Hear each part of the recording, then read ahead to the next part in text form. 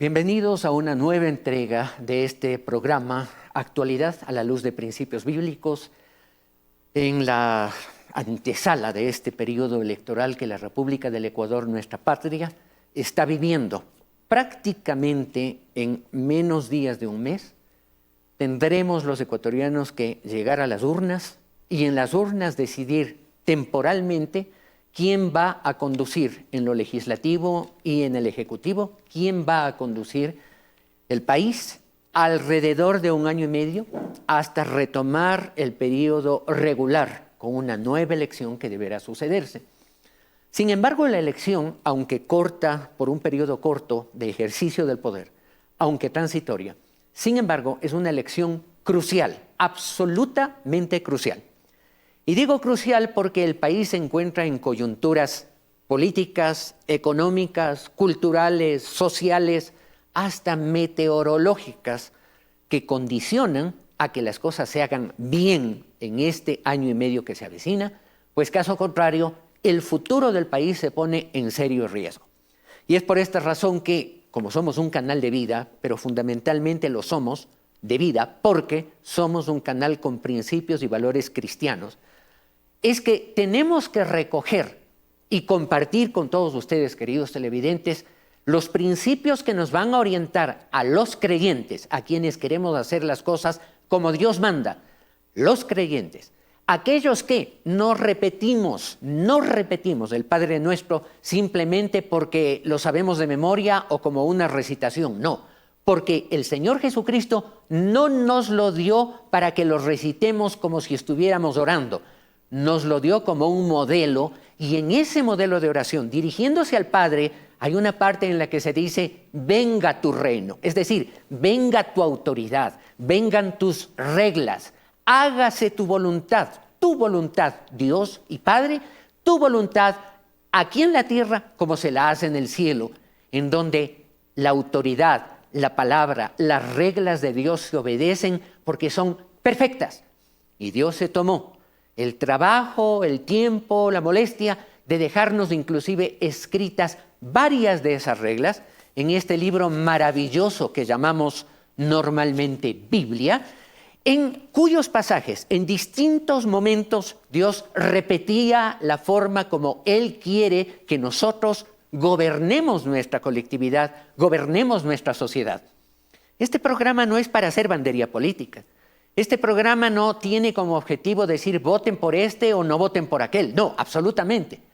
Somos personas que quieren compartir principios con otras personas que quieren refrescar en su memoria esos principios para, al menos en lo que a nosotros competa, cuando depositemos en la urna el papel del voto, lo hagamos primero a conciencia y segundo con una conciencia satisfecha de haberlo hecho, inspirados en la regla que ese Dios nos ha dado. Y miren ustedes un ejemplo. Éxodo 18, capítulo 18, versículo 21. Dios hablándole a un hombre en una coyuntura impresionante. Se llama Moisés ese hombre, el histórico Moisés. Dios hablándole a través de un consejero sabio, su propio suegro, le dice, escoge tú, además, escoge tú de entre todo el pueblo varones de virtud, temerosos de Dios, varones de verdad, que aborrezcan la avaricia y ponlos por jefes del pueblo. ¡Qué maravilla de criterio! Varones de virtud, es decir, una de las condiciones que los ecuatorianos tenemos que analizar entre las candidaturas es si esas personas, hombres o mujeres, son personas de virtud en la manera como han vivido, en la manera como se expresan, en la manera como hoy están haciendo campaña, en la manera como avisoran el futuro, un ejercicio de la virtud personal, un ejercicio de la virtud familiar, varones de virtud, temerosos de Dios. Últimamente en el Ecuador hablamos del Estado laico y respeten las reglas del Estado laico. Yo siempre he dicho, ¿y dónde están escritas las reglas del Estado laico? No hay reglas escritas de un Estado laico. Además, el Estado laico no significa un Estado ateo. Significa un Estado que respeta unos a otros en sus distintas formas y creencias. Pero nosotros no somos laicos, somos cristianos. De tal manera que las personas, hombres y mujeres, que nosotros elijamos tienen que tener esas mismas características. Y Dios lo dice, temerosos de Dios. Es decir, sabiendo que más allá de la rendición de cuentas ante la asamblea, de la asamblea ante el pueblo, etcétera, no, tienen que rendir cuentas a la final ante Dios, tarde o temprano, así vivan 100 años. Temerosos de Dios, varones de verdad, mujeres de verdad, gente de integridad personal absoluta.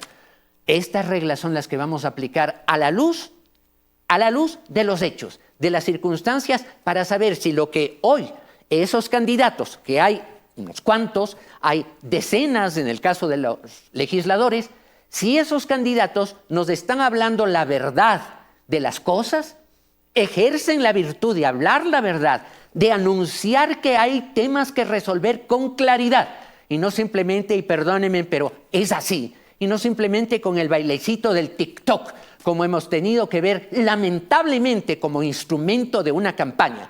Si estuviéramos eligiendo la coreografía del cancán, por supuesto que entonces hagan TikToks y salgan bailando, pero resulta que estamos eligiendo directivos y presidentes de la República, no bailarines, de tal manera que la virtud de hablar la verdad es lo que queremos nosotros hoy plantear, y para eso tenemos un invitado especial a quienes ustedes, queridos televidentes, han invitado. Ustedes son quienes han invitado y han pedido que hagamos una segunda emisión, porque lamentablemente el tiempo enemigo en la televisión.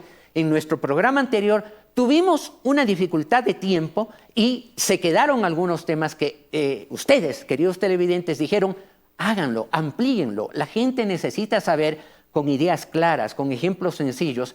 ¿Para qué? Explicado bien, como nuestro invitado lo va a hacer Dios mediante, explicada bien las cosas, sepamos si es que los políticos nos están hablando claro, como dicen los jóvenes, la plena, y lo uno empata con lo otro, o nos están metiendo un poco de cuento, nos están endulzando las orejitas para que votemos por ellos sin haber planteado los verdaderos problemas del país. Con esta introducción vamos a una semblanza de nuestro invitado para remozar y recordar quién es él y cuál es su hoja de vida.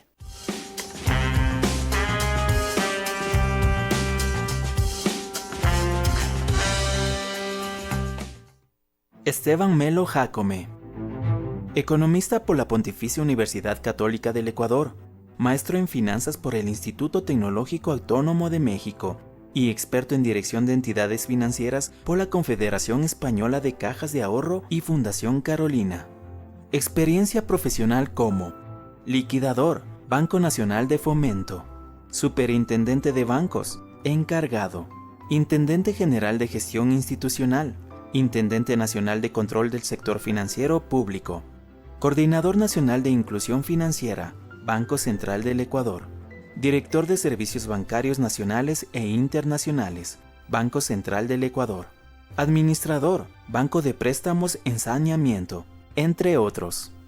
También ha ejercido la docencia en instituciones como Universidad Andina Simón Bolívar, Universidad de las Américas, UDLA, Universidad de los Hemisferios.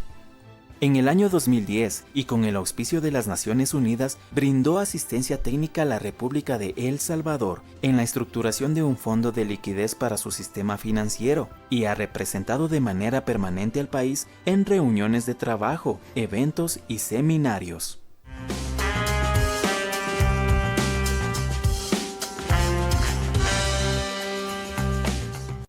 Una de las cosas que yo más lamento en el manejo de la gestión pública en los últimos 10, 12, 15 años probablemente, es precisamente que se ha desinstitucionalizado algo que para mí es fundamental cuando se lleva bien, cuando se hace bien, cuando se aplica bien, que es la carrera pública.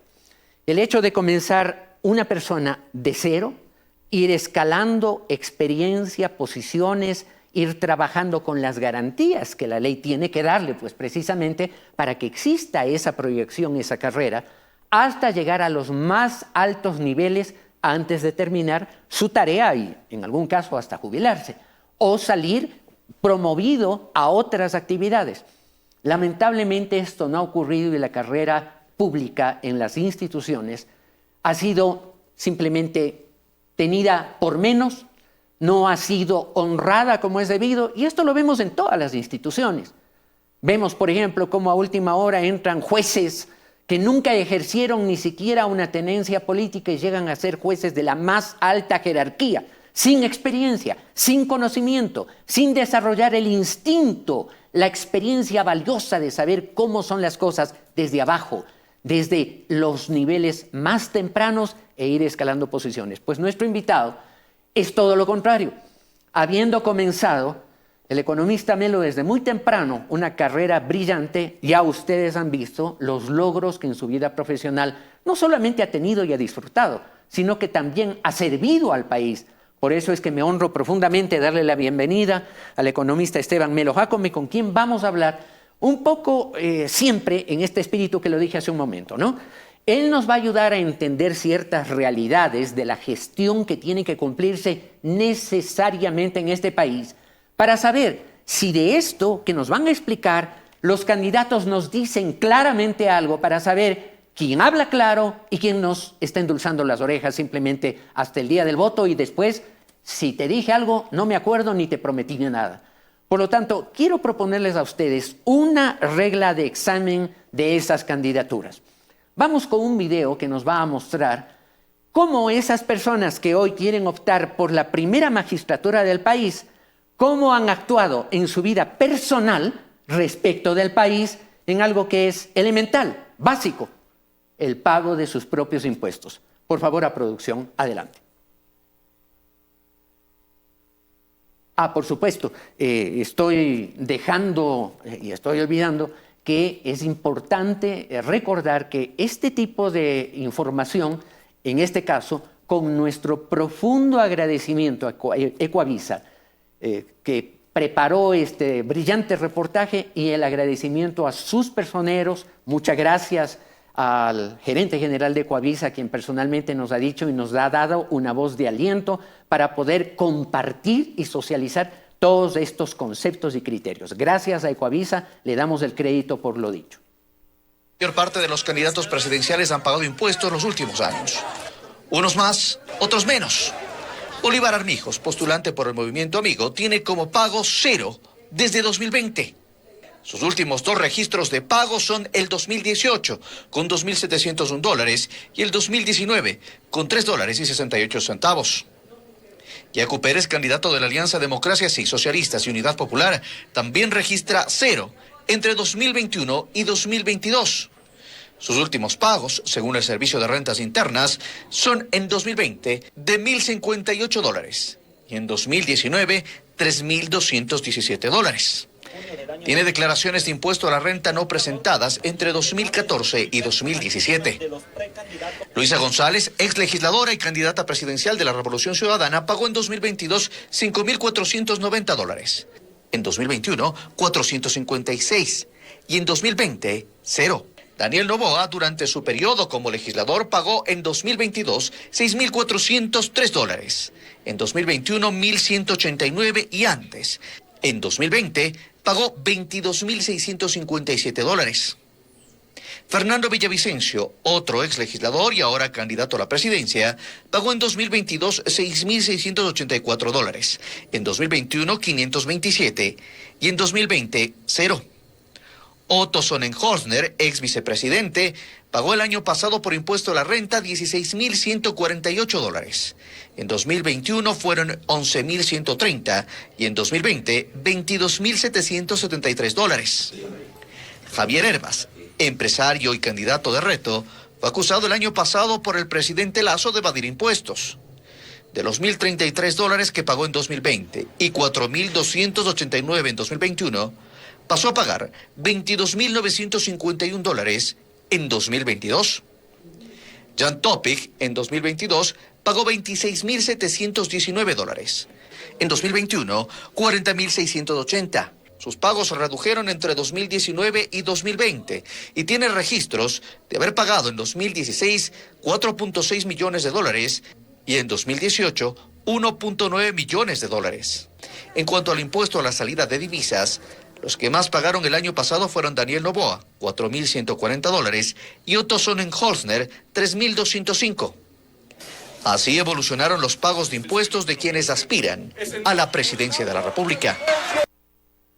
Y yo quisiera pedirle a nuestro invitado de honor, el economista Esteban Melo Jácome, que me dé su primera impresión al ver esta información sobre el pago de impuesto a la renta de los candidatos. Gracias, doctor Larco. Sí, en realidad de la información que se ha transmitido, podemos evidenciar que un alto porcentaje de los candidatos, la mayoría de ellos, no tienen pagos de impuestos. Y entonces eso uno tiene que preguntarse y evaluar, ¿no? Porque si se va a administrar la economía de un país, hay que cumplir las obligaciones que correspondan. Bueno, pero esto no es nuevo. Actualmente hay asesores, gerentes de instituciones públicas que tienen carteras castigadas. Yo no lo digo, lo dice la Superintendencia de Bancos. Y entonces, ¿en qué se va a asesorar? ¿Para el cobro o no pago de las deudas? Le comento, Esteban, que el otro día tuve la oportunidad de reunirme con directivos y personeros de una muy prestigiosa cooperativa de ahorro y crédito local aquí en Quito, y hablábamos coloquialmente de una manera muy agradable.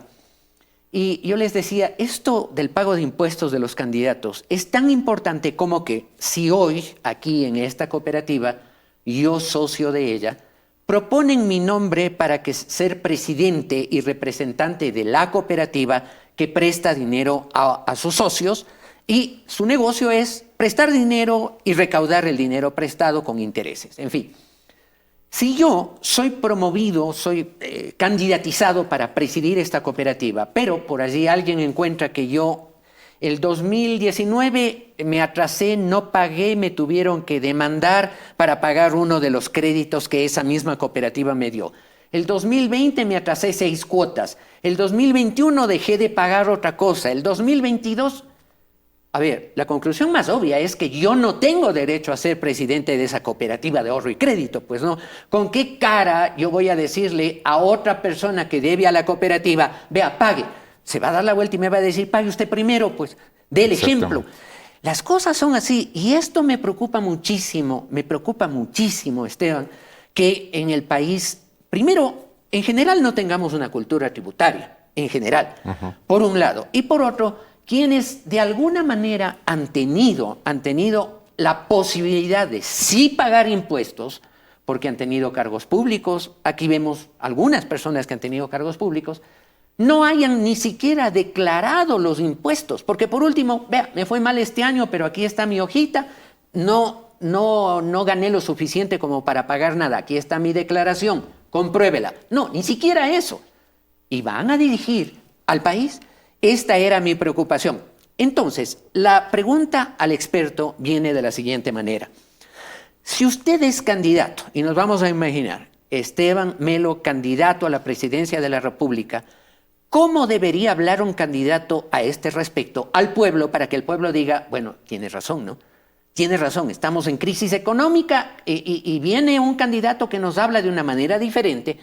¿Cuál es esa manera diferente de hablar a la gente para ver si cambiamos este decurso de país? La manera diferente de hablar a la gente y lo que hay que decir es en honor a la situación que vive el país y a la verdad, cosa que no se dice. Estamos como país en una situación bastante delicada, no tenemos los suficientes ingresos en el país y queremos, por ejemplo, en una consulta dejar de explotar el Yasuní. Suena muy bien, pero ¿cuál es la otra fuente de ingresos? O si yo pregunto, no explotamos el Yasuní, se hablan de $1.200 millones que se dejarían de explotar, pero podemos, por otro lado, si no se explota el Yasuní, el petróleo, podemos o tendríamos que bajar los subsidios a los combustibles, por ejemplo. Por allí también hubo una respuesta que yo le vi muy facilona de alguna ecologista que dijo, bueno, se compensa, cobre bien los impuestos y está listo. Para mis adentros yo decía, y comentábamos un poco antes de ingresar al canal, como si fuera ese programa de Mi Bella Genio, ¿verdad? Que de tiempo atrás, de los años 60, en donde la hermosa rubia, la genio, solo movía la nariz y listo, Y ya se- está hecho. claro. Y cobramos los impuestos y no hay problema por el Yasuní. Eso es ridículo, ¿verdad? Exactamente. Y ahora, si nos ponemos a ver vecinos nuestros, el presidente Arce de Bolivia, el día de ayer firmó con empresas francesas la explotación de litio para generar baterías, que es la energía alternativa al uso del petróleo.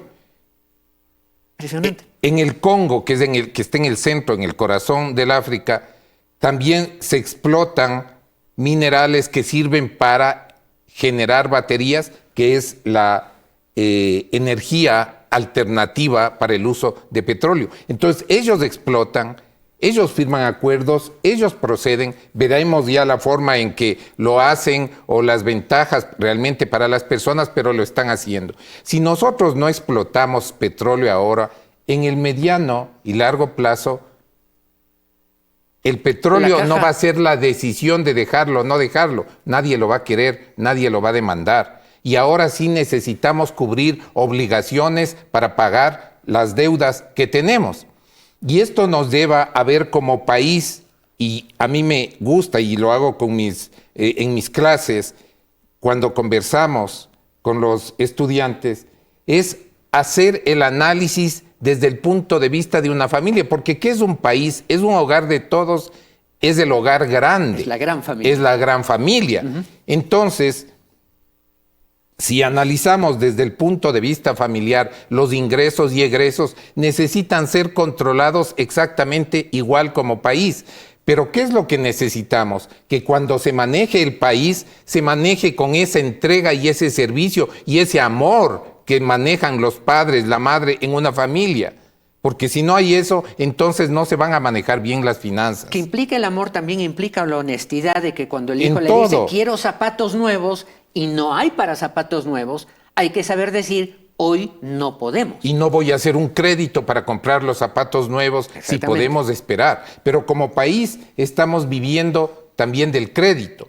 Y vamos al tema de la Reserva Monetaria Internacional. Y para entender la Reserva Monetaria Internacional, partamos de una contabilidad nacional. La contabilidad nacional es el sistema nacional del país. De números, qué tengo, qué no tengo, por qué razón tengo, para dónde va, en fin.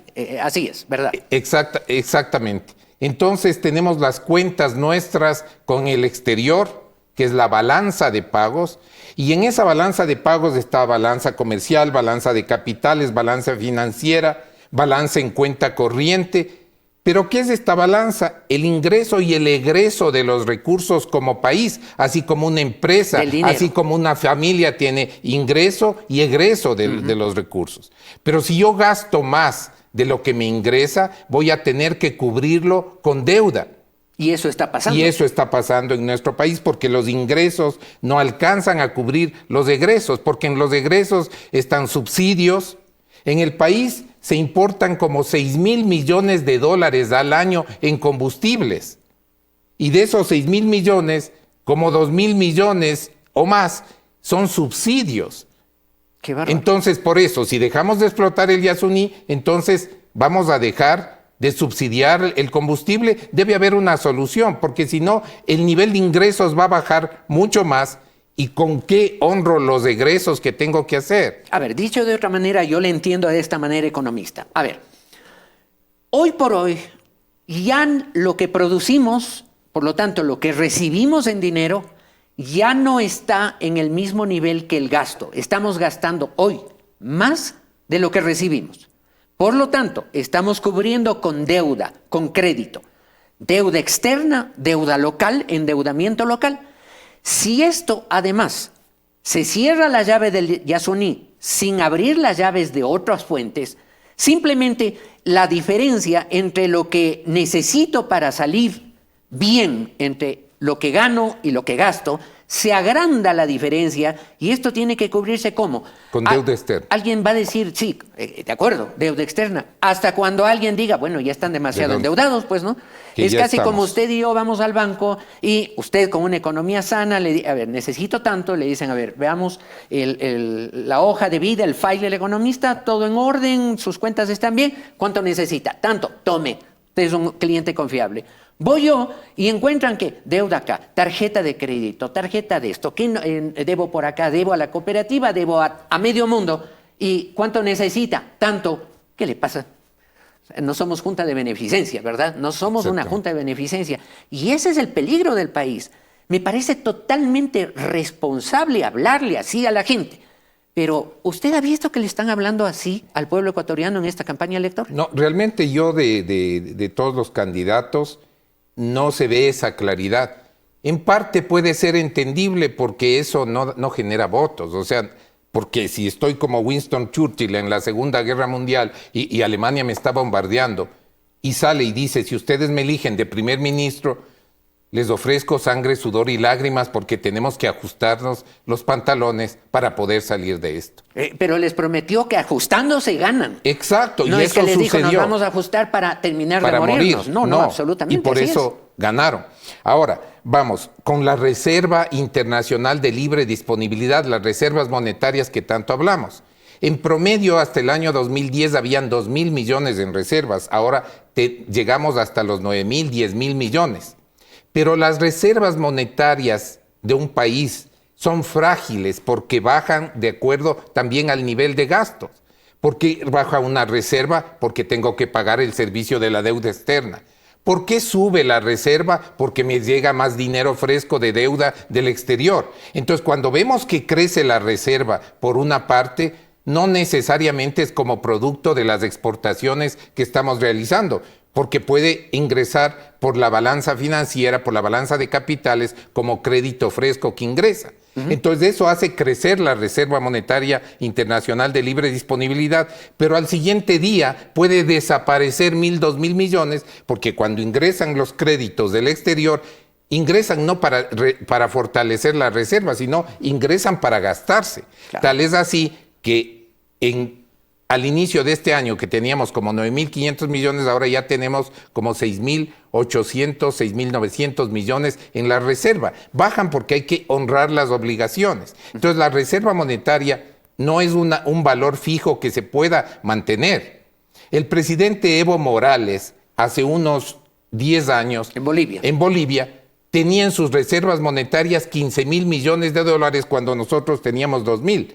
Entonces hasta necesitábamos ver si nos puede prestar algo de dinero para engrosar la reserva monetaria que estaba alicaída.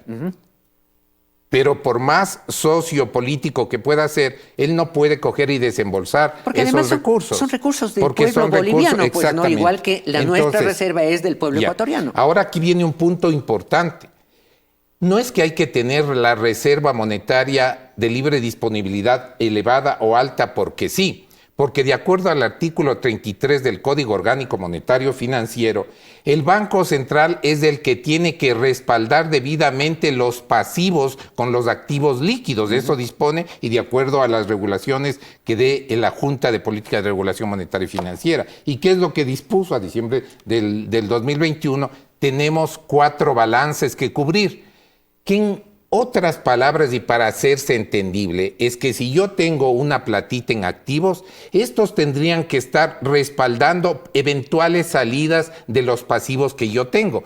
¿Cuáles son los más fuertes? Como 4.000 millones de depósitos del sistema financiero ecuatoriano. Es decir, de los $100 que yo deposito en el banco A, esos $100 sirven para que una parte de ellos le presten a Juanita Pueblo, le prestan ese dinero para que Juanita lo pague con intereses, pero por seguridad a mí, el cliente que depositó, la ley manda que haya un encaje bancario, una cantidad de dinero, de tal manera que el conjunto de encajes de cada uno de los bancos, el conjunto respalda cualquier peligro que pueda haber. Y tienen que ser depositados en el Banco Central. Y no solo en el Banco Central del Ecuador, eso hacen todos los bancos centrales a nivel mundial en el manejo de su política monetaria. Entonces, el banco sube el porcentaje de encaje cuando hay demasiado dinero en la economía, y para no hacer inflacionario sube el nivel de encaje, y al revés baja el nivel de encaje cuando faltan recursos en la economía. Pero un banco, así como el país en su conjunto, con su balance, que es la balanza de pagos, recibe depósitos de 10 personas, recibe 100, presta 70 o presta 80, y los 20 mantienen liquidez. Pero no todo. Si yo soy un banco y recibo $100 en depósitos, no voy a tener $100 guardados en la caja, en la cuenta 11 de mi balance. No tengo que hacer gestión. Entonces presto para fomentar la producción en el país. Pero no presto todo, pues me guardo una liquidez por si Juanito Pérez va a retirar sus depósitos, yo tenga para entregarle el dinero. Y parte de esa liquidez también tiene que ir de reserva al Banco Central del Ecuador. Exactamente, eso está en reserva líquida, esa es una garantía. Pero tampoco puedo tener, como digo, todo en liquidez. Tengo que dar crédito. El negocio es dar crédito. Es decir, que si las personas retiran simultáneamente, no solo Juanito Pérez, sino Pepita y todos los demás, retiran simultáneamente ese dinero, el banco no va a poder entregar todo porque tiene prestados en crédito. Exacto. Entonces, para eso hay otros mecanismos financieros que pusimos en su momento, como es el Fondo de Liquidez del Sistema Financiero Ecuatoriano, del que yo fui secretario. Entonces, ese fondo de liquidez es reservar recursos porque estamos en dolarización y no podemos imprimir billetes ya, porque nuestra política monetaria no la regimos aquí, se la rige quien saque el billete, que es de Estados Unidos. Yo tengo, con esta explicación, tengo claro en palabras sencillas el tema de esta reserva, pero le invito, economista, y pido a producción que tenga la bondad de mandarnos un video en el cual nos referimos, una noticia, nos referimos a este punto en concreto, según algunos de los candidatos han expresado, de tal manera que, por favor, veamos. Gracias a Teleamazonas por el crédito y nuestro agradecimiento a sus personeros igualmente por facilitarnos esta información que nos permite generar información y criterio público. Gracias, Teleamazonas. Adelante. Tomar recursos de la Reserva Internacional para financiar gasto público es una propuesta recurrente en tiempos de campaña y esta vez no es la excepción. El analista económico Walter Spurrier dice que se trata de un movimiento peligroso, pues hay varios criterios que deben tomarse en cuenta. El más importante de ellos es que en la economía ecuatoriana no hay ahorros ni mucho menos dinero ocioso. Lo que existe es una reserva de $7.000 millones que pertenece a los depositantes de los bancos y cooperativas, a los afiliados de la Seguridad Social y a los gobiernos autónomos descentralizados. Solo en la cuenta única del Tesoro Nacional, en la que hace un mes habían $450 millones, es de libre disponibilidad. Echar mano del resto, dice Spurrier, podría incluso poner en peligro la dolarización.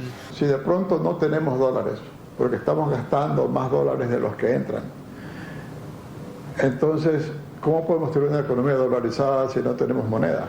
La que tiene la propuesta de utilizarlos a mano abierta es Luisa González, que dice eso no sirve para nada, hay que usar esa plata. Yacu Pérez dice usar un poquito. El uno es una muerte súbita, el otro es una muerte lenta, pero ambos ponen lo mismo. Algo similar ha dicho Javier Herbas. El analista Osvaldo Landázuri dice que se trata de una propuesta populista, pues aún utilizando toda la reserva para financiar gasto corriente, los recursos se agotarían pronto. Se va a dar cuenta por números que le servirán para 3-4 meses. Nada más que eso, la población no debe dejarse engañar. Ambos coinciden en que esta propuesta genera incertidumbre y que aleja el debate de fondo.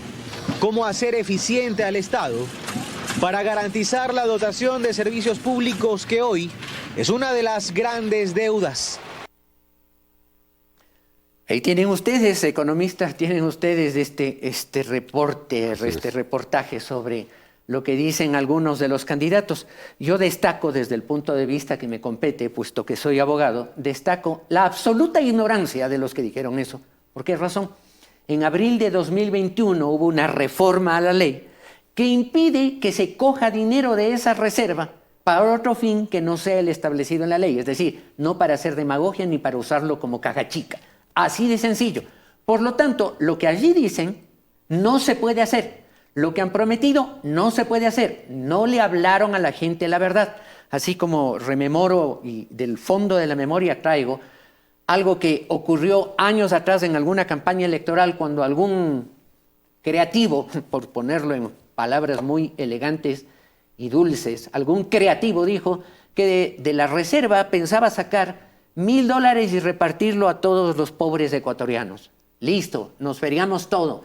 Pero realmente la irresponsabilidad de hablar de esa manera cuando el país, como acabamos de escuchar por las explicaciones claras y sencillas del economista Melo, es un país que está en crisis. No estamos nadando en dinero.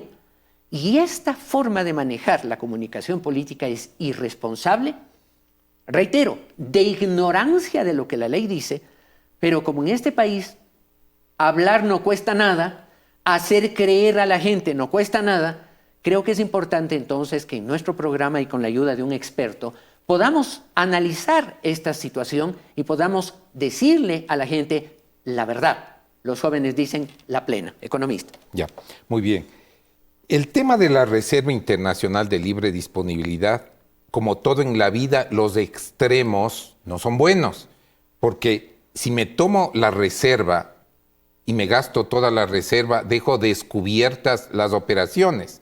Si alguien requiere esos recursos, no los va a poder utilizar. O sea, estoy resguardando la reserva monetaria. Pero tampoco es el tema de la acumulación de la reserva. Se ve una fortaleza como país y está bien. Pero cuando tenemos poco desarrollo en el país, estas reservas son inestables porque se alimentan en gran medida, cuando no se alimentan por un adecuado nivel de producción y por ende de exportaciones, que hace que lleguen los dólares a alimentar las reservas, ¿no es cierto? Se alimentan, como dijimos, por créditos. Entonces se infla la reserva artificialmente, pero eso en poco tiempo desaparece y bajan los niveles de reserva. Pero si quiero mantener una reserva alta, también tengo que regresar a ver, porque estoy hablando del otro extremo, que necesito hacer quizá inversión social y eso debo destinar parte de la reserva para hacerlo, pero sin descuidar las coberturas de liquidez. Y la parte que la ley le permite utilizar, lo que no me toda permite, la reserva. exacto. Así es. No puedo yo tener toda la reserva ni comerme toda la reserva. ¿Por qué? Porque depende en qué estoy invirtiendo como banco, si doy un crédito para consumo o doy un crédito productivo. En este caso sería el equivalente de hablar un crédito productivo de inversión social. Pero no me puedo gastar toda la reserva dando subsidios, por ejemplo. Porque los subsidios también deben tener temporalidad y direccionamiento. Vamos hablando de los subsidios, eso es muy importante. A ver, de acuerdo a lo que el economista Melo nos ha explicado hasta este momento, me ha explicado, y a través a todos ustedes, a mí me deja muy claro algo. Yo, por el que me diga que va a utilizar la reserva, no doy mi voto, sea porque miente o porque ignora, tan claro como eso. O porque miente porque sabe que no lo puede hacer, pero me quiere echar caramelo al oído. O porque ignora, simplemente no tiene la más pálida idea de cómo manejar este aspecto que es la columna vertebral de la economía del país y de la finanza del país. Así de sencillo. Vamos a otro tema que es muy importante y es gravísimo. El tema de los subsidios. Tenemos subsidios a una cantidad de cosas. Por ejemplo, subsidio a los combustibles. Por ejemplo, ciertos bonos, que en el fondo son subsidios, bonos sociales. ¿Cuál es la característica? Hablemos primero de los bonos sociales. ¿Qué características deben tener esos subsidios a capas, partes de la sociedad? Exactamente. El subsidio, en principio, de manejo técnico, si lo podemos llevar así, debe tener dos patas en las que se mantiene. El primero es la temporalidad. ¿Qué significa esto?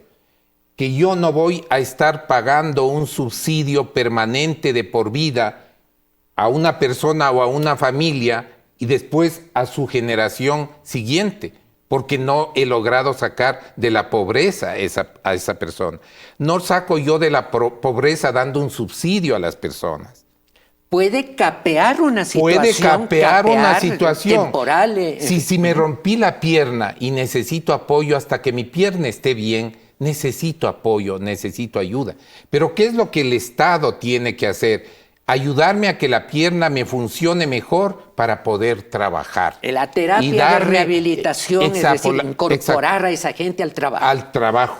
Y ahí sí bajar el nivel de subsidio, entonces ahí baja esa temporalidad. Claro que hay otro tipo de subsidios, por ejemplo, a un anciano que tiene ya problemas muy graves y no tiene una asistencia adecuada, si no ha podido cumplir su familia, que primero les obligaría a que su familia cumpla. Así es. ¿No es cierto? Así es, así es.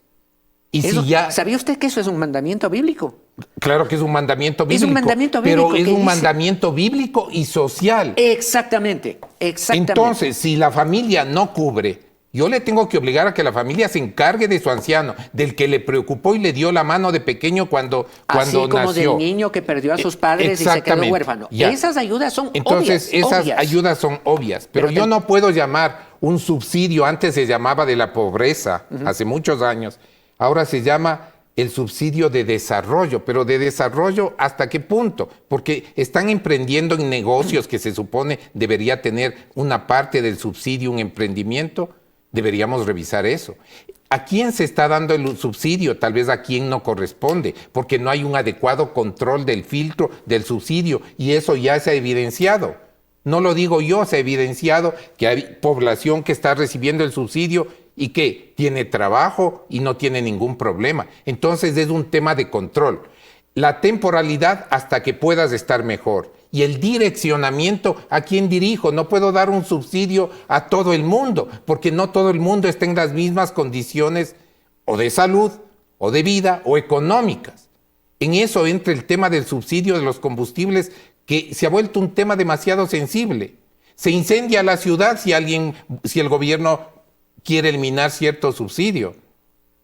Al diésel.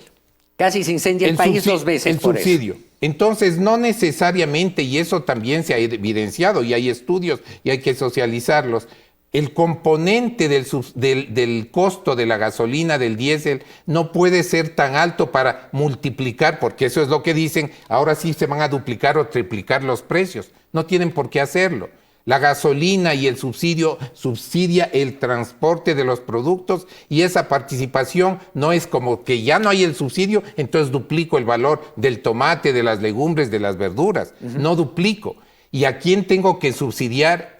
Sí, es al transporte de los alimentos. Está bien, pero no todo se ve en transporte de los alimentos en el subsidio. Claro. Entonces sí hay que aprender a controlar y filtrar. Entonces el direccionamiento es una característica, la segunda que hemos hablado, que tiene que ser dada. ¿Cómo se da ese direccionamiento? Con un adecuado control de quién está recibiendo ese subsidio. ¿Por qué? Si no exploto Yasuní, si sigo con altos subsidios, ¿no es cierto? Si el gasto público se sigue incrementando y los ingresos, o sea, tengo todos los gastos. En la familia nos estamos gastando lo que no ingresa. Más de lo que tenemos, más de lo que ingresa. Entonces eso tiene que ser cubierto con deuda, pero eso también tiene un techo, porque no nos van a prestar. Los organismos financieros internacionales, como el Fondo Monetario Internacional, claro que sus tasas son menores, pero viene la misión del fondo no ahora, sino ha venido desde hace muchos años. Y el Premio Nobel de Economía John Stiglitz, que fue el presidente del Banco Mundial, ya lo criticó y dijo, no necesariamente las misiones del Fondo Monetario Internacional son la panacea ni vienen con sus medidas de remedio a solucionar el problema de las economías. Pero lamentablemente, cuando viene la misión del Fondo Monetario Internacional, nos guste o no nos guste, si no hacemos los ajustes, no viene el desembolso. No hay el dinero. Entonces los gobiernos bajan el gasto público a mansalva al valor que pidió el Fondo Monetario Internacional. También piden bajar subsidios, también lo hacen. Son positivos en parte, pero no a los niveles que puede estar demandando el Fondo Monetario Internacional. Es decir, si yo no lo hice por cuenta propia, por mutuo propio, como se dice, entonces alguien me va a obligar, como medida previa, a entregarme dinero de préstamo. Los ecuatorianos tenemos algunas expresiones simpáticas, ¿no? Y hablamos del cuco. El cuco del Fondo Monetario Internacional, a veces hay que hablarlo bien claro. El Fondo Monetario Internacional es un organismo de préstamos, así como un banco. Usted va al banco de aquí enfrente a pedir un crédito y el banco le va a analizar su capacidad de pago y le va a decir sí o no. Eventualmente le va a decir, vea, por lo que pasa hoy, no, pero si usted hace reformas, en lugar de pagar tanto de arrendamiento por una casa desmedida, hace algo más pequeño, arrienda algo más pequeño, le va a sobrar esto. Y esto, más este otro ahorro, más esto, le va a permitir pagarme. Así sí, le presto la plata, porque sé que de los mismos cueros salen las correas, decía mi papá. Entonces, eso es lo que hace el Fondo Monetario, porque también hay otra opción, ¿no? Ir a algunos de esos países en desarrollo del lado este del Pacífico, en donde nos dicen, sí, claro, aquí tengo tanta plata, ¿cuánto quiere? Tome, pero usted me compromete obra pública, me compromete preventa del petróleo, me vende esto, me hace aquello. Entonces, claro que le presto, pero ya, eso significa ponerle soga al cuello, esposas en las manos y cadenas en los pies para asegurar que no me escapo. Y lo gracioso, entre comillas, de esto, es que este tipo de créditos a los que usted hace referencia son créditos de dinero que ni siquiera ingresa al país. Y me explico, y no solo al Ecuador, sino a todos los países. Ni siquiera la reserva, por decir eso. No, no ingresa ese recurso, porque si necesito construir un puente, una represa, entonces yo digo, te voy a prestar país, te voy a prestar Ecuador, los 1.000 millones que necesitas. Pero te mando el puente. Tienes que hacerlo con esta empresa de mi país. Entonces yo financieramente pongo en un balance, préstamo a Ecuador 1.000 millones. Y el dinero no le doy a Ecuador, sino a la empresa que va a construir. O sea, el dinero nunca ingresa a los países, necesariamente. Impresionante. A diferencia del fondo que sí nos pone el billete. O sea, pone el dinero, pero también pone las condiciones. Obviamente. Tampoco es la panacea los préstamos del fondo, como estamos hablando de Stiglitz, que lo dice claramente, y no lo dice cualquier economista. Pero hay un principio fundamental dentro de todo, porque hasta cuando un amigo le dice, préstame un dinerito, te presto el dinero, pero verás, me tienes que pagar y te voy a molestar hasta que me pagues. Espero que no tenga que estarte golpeando la puerta o fírmame una letra. Entonces yo tengo mis condiciones y te presto un dinero. Entonces tienes que cumplirlas. Las unas me gustan, las otras no me gustan. El uno me dice, te presto el dinero, pero ¿para qué necesitas? Para comprarte un auto, perfecto. Mi empresa te fabrica el auto, tome el auto. El dinero nunca ingresó al país, se quedó allá. Pero pago, está registrado. Pero el pago sí tiene que salir del país. Exactamente, pero el pago tiene que registrarse. O sea, el dinero no ingresó porque se supone que es la obra pública. Ajá. A diferencia de otro prestamista que viene y me deposita el dinero. Dinero que ingresa a la reserva monetaria a través de la balanza de pagos que se registra, en la cuenta de capitales. Pero como estoy esperando desesperado ese dinero, como en una familia igual, pues necesito ya el crédito, ni bien llega la plata, ya se gasta. Entonces la reserva baja rápidamente. Por eso es que vemos que una reserva está a la baja, si es que no ingresan nuevos créditos o más recursos por las exportaciones, que en definitiva sube el nivel de producción para poder vender más. Todo lo que usted me explica me lleva a pensar en otro problema que tiene el país y del cual yo, al menos, no sé si usted, leyendo y viendo lo que los candidatos prometen, no encuentro absolutamente nada y es otro de los problemas más graves y más críticos, en mi opinión, tal vez el más crítico que tiene el país. ¿Por qué? Porque de los otros problemas hay un efecto a mediano plazo, probablemente en corto mediano plazo, pero el que vamos a hablar, y quiero que el economista Melo nos guíe, nos oriente a continuación, es el problema, en mi opinión, el problema que tiene el Ecuador. La seguridad social. ¿Y por qué me viene la idea de la seguridad social? Porque cuando el Fondo Monetario pone condiciones, no. Condiciones no. Ajustes no. Que me va a quitar el subsidio a los combustibles, olvídese. Levanto, incendio el país, etcétera, bloqueo carreteras. Por el otro lado, si no damos algo muy grandote, muy jugoso respecto de lo que nos prestan, simplemente no hay crédito. Esos otros prestamistas, entre comillas. Entonces, los gobiernos, viendo que por acá no, porque se levanta el país, por acá no, porque me ponen condiciones demasiado grandes, demasiado difíciles, busca, entonces, por ahí sale alguien que dice, la reserva. No, porque ahora hay la ley que prohíbe eso. Entonces, se dan la vuelta y encuentran que en la parte de atrás estaba alguien que decía, yo me llamo Seguro Social. Y ahí se dan la vuelta y, como dicen nuestros abuelos, miau, a la seguridad social.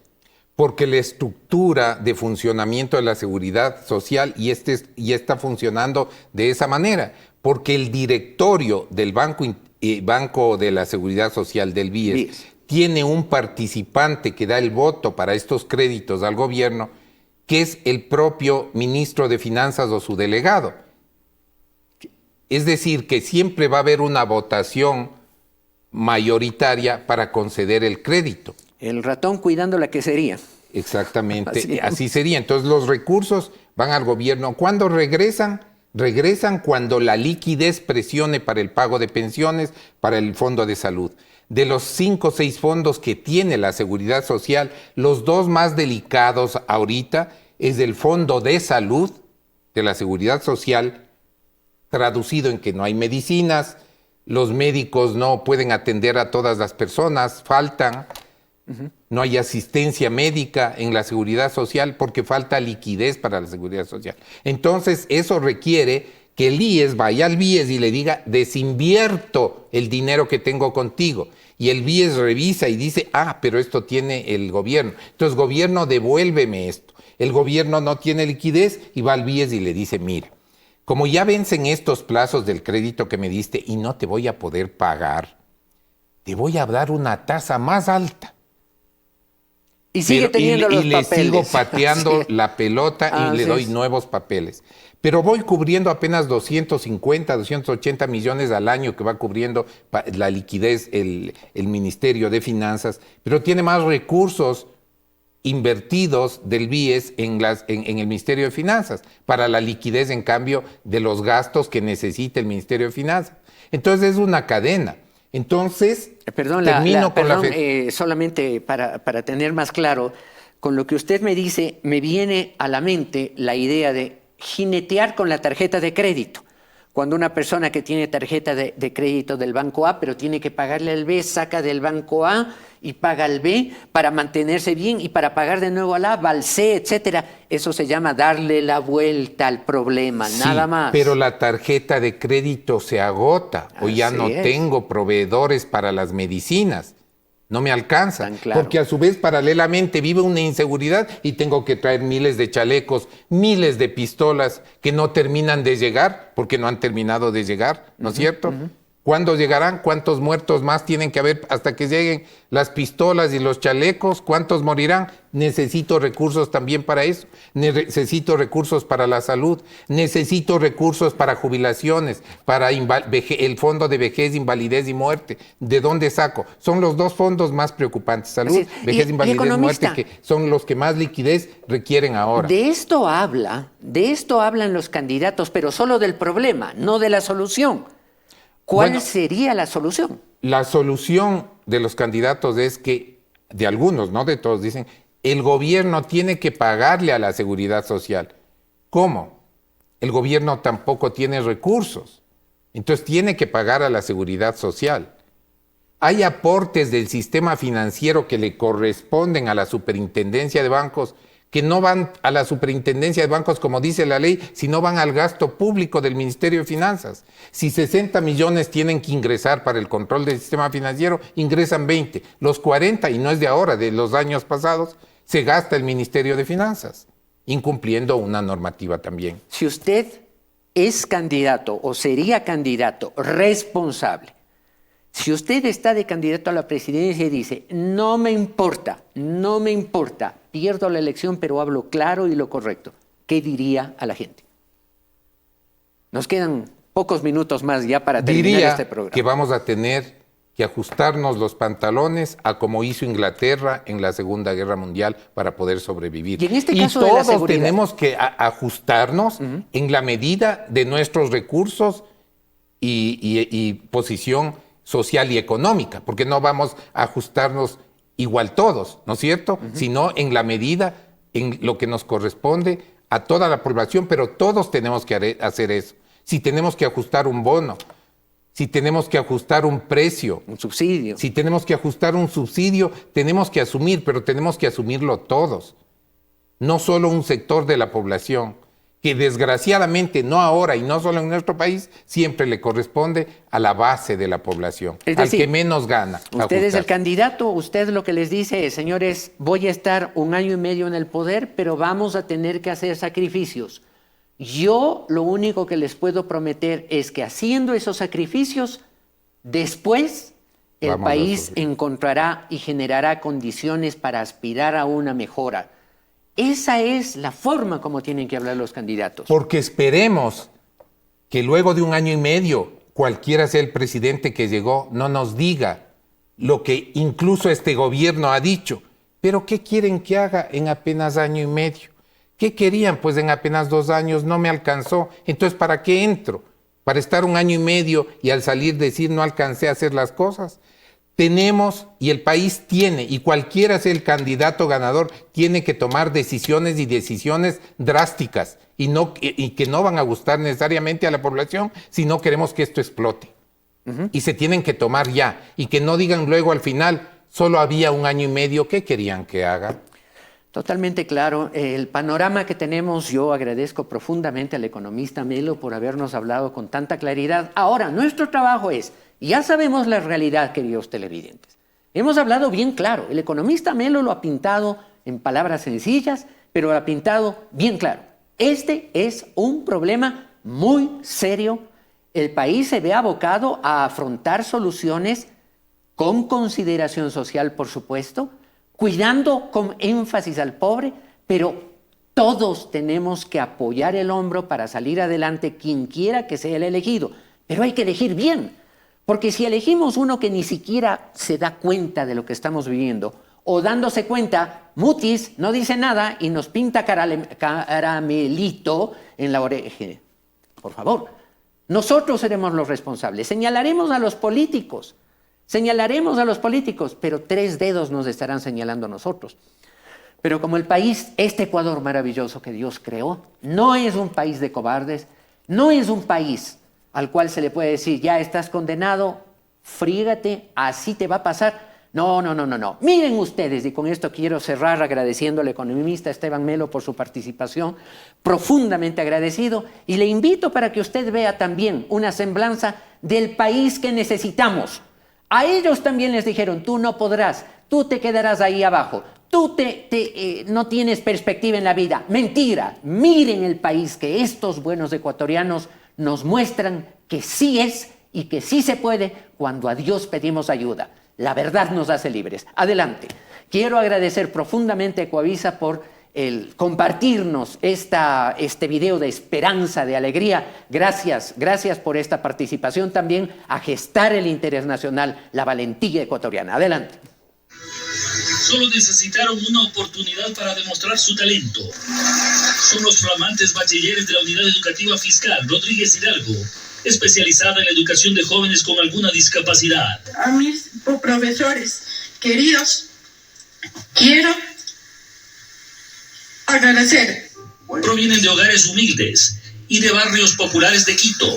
Se capacitaron en aspectos técnicos. Se graduaron 31 como especialistas en el área de servicios hoteleros. El Estadio Charletti en París, Francia, acogió el 4º día de competencias del Campeonato Mundial de Paratletismo. Allí se disputó la final de los 100 metros clase T47, una división para deportistas con discapacidad o amputación en uno de sus brazos. Kiara Rodríguez se coronó campeona mundial, pero además logró mejorar su marca personal con 12.17 segundos. El que quiere puede. Esa es la frase de vida de Clara. Su jornada empieza a las 5 de la mañana. Se maquilla, recoge sus planificaciones escolares y con ayuda de su mamá termina de alistarse para ir hasta el plantel Benjamín Rosales en la ciudadela Marta de Roldós, donde es profesora. Lleva 14 años dando clases de estudios sociales, matemáticas, lenguaje, ciencias naturales e inglés a estudiantes de segundo a séptimo año. ¡Bien! Todo empezó cuando los compañeritos de mi hermano le dice, ¿quién te ayudó a hacer los deberes tan bonito? Y él siempre